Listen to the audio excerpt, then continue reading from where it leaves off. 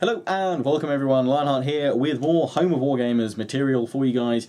This time I'm looking at Battle Academy 2. We'll be having some footage from the game. I didn't get as much of this presentation as I would have liked, but it was jolly good fun, and I'd like to share again my experience playing on the last day of the Home of Wargamers convention. We had a tournament on a map specifically made for the conference, simulating the Castello de Pavone and the surrounding area. We had to try and capture all the points and gain as many points as possible for the scoreboard to score highest. When I first played it, the first time I played it, I was just like, yeah, this is good. You know, turn-based, you know, moving the tanks, firing, using different abilities, the mortar range to bombard from far away. You had special abilities such as like a strafing run from a fighter coming along, and you have bombs and things like that you could drop tactically onto the map, smoke, and all that jazz. First time I played it, I was just like, man, this is pretty good. The moment I left, now this to me is a sign of a good game. The moment I'd, you know, finished, I had 7 turns to try and get as much as I could in terms of score. The moment those 7 turns ended, I obviously got up and the next journalist jumped in and started playing. I was then queuing up for round 2.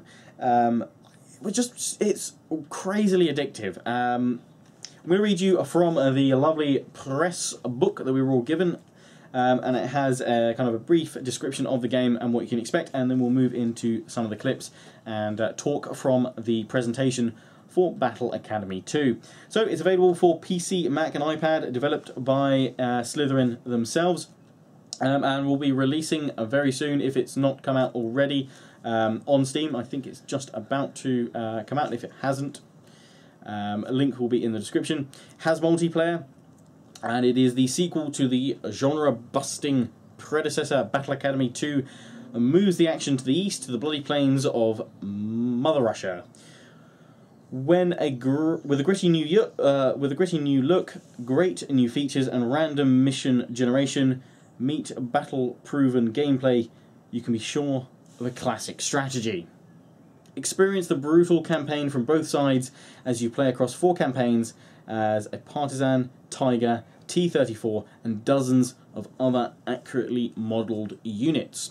See how the harsh weather of the steppes changed the course of the war. And after following the fortunes of the 2 sides, you can experience limitless battles with the brand new random skirmish feature.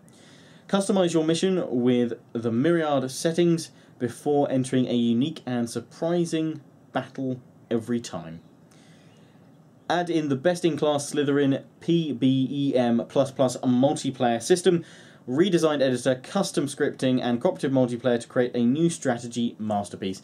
Please do check out my interview with Ian McNeil about the PBEM++ multiplayer system. I was very interested to see, you know, listen to how it works, because it's not a system I'd heard of before. But yes, very interesting to see how they incorporate that into their games. Anyway, here is some footage of Battle Academy 2. Enjoy. The army lists set minimum and maximum values and give you some points to spend. So here I'm using a German Panzer, is it Panzer Grenadier or Panzer? I can't remember what I chose. I think this is a Panzer battalion that we've chosen here, 1943. So it only lets you select from the kind of units that would have been available to a Panzer division in 1943.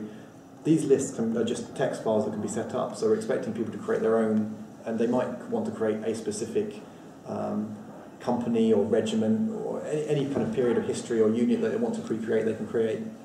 So you set some minimums and maximums for each of the unit types, and then you get a certain number of points to spend.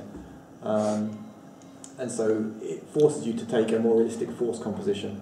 So I think I've chosen a tiny army here, so there's not much to choose, but I'm forced to take a certain number of infantry, a certain number of Panzer IIIs, and then I have the option to take some supporting tank destroyers or artillery, or yeah, another tank destroyer there. But it's a really interesting way of playing the game. So this is a completely randomly generated map. Oh, blimey, I've created the largest map with the smallest army. So this would be a bit of an unusual encounter. Let me just jump back a sec to do another quick random map. With the units, do you distinguish between the fixed-art tank destroyers and those tanks which obviously could turn random turret. Oh yeah, there's different stats for those. I mean, obviously,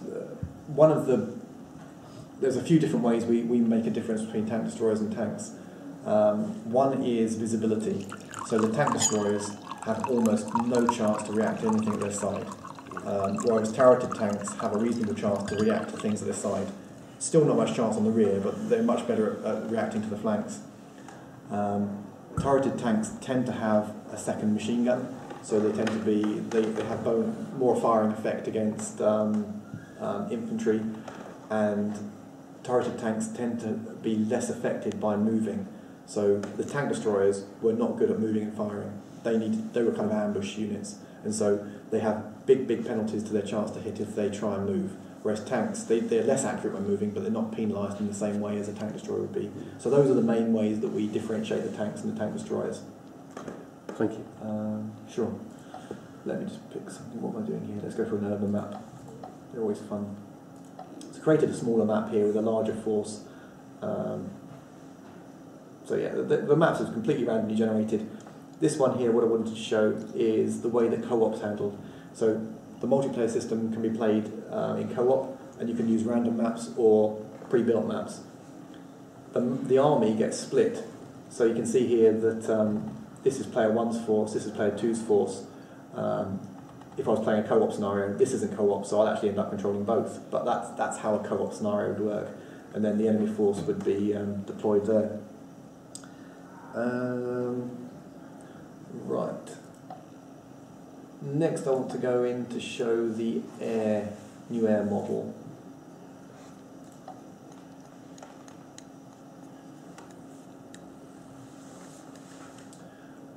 Okay, so we've added fighters into Battle Academy 2. In Battle Academy 1 you just had tactical bombers supporting you.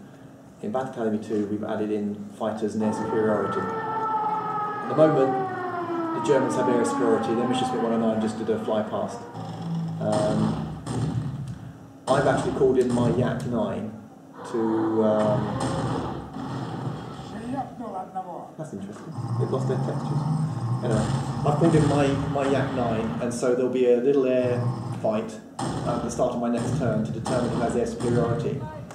If you call in airstrikes whilst the enemy has air superiority, there's a good chance that your airstrike will fail or get shot down or chased away.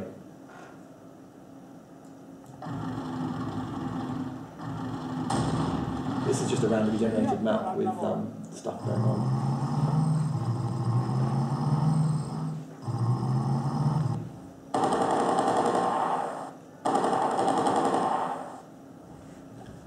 When the AI finally decides to stop doing stuff, we'll see who wins the air war.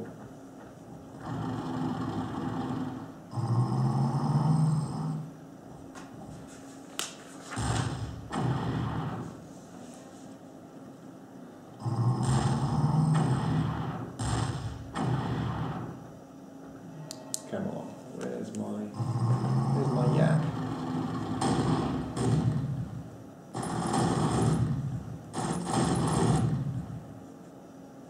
It's taking longer than it should.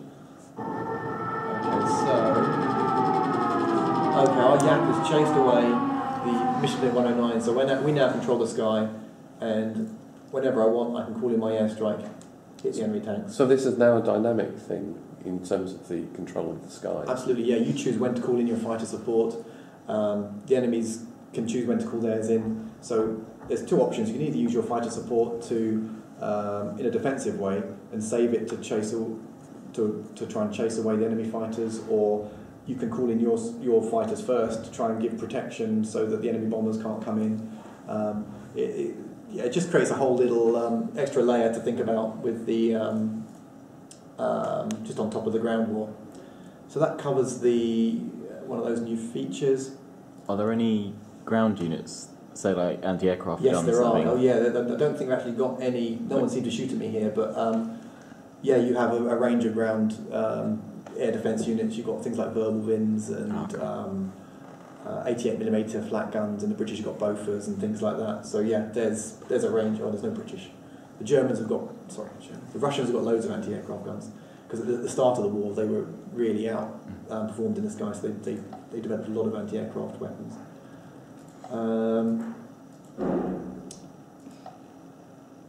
Last couple of things I wanted to mention about Academy 2.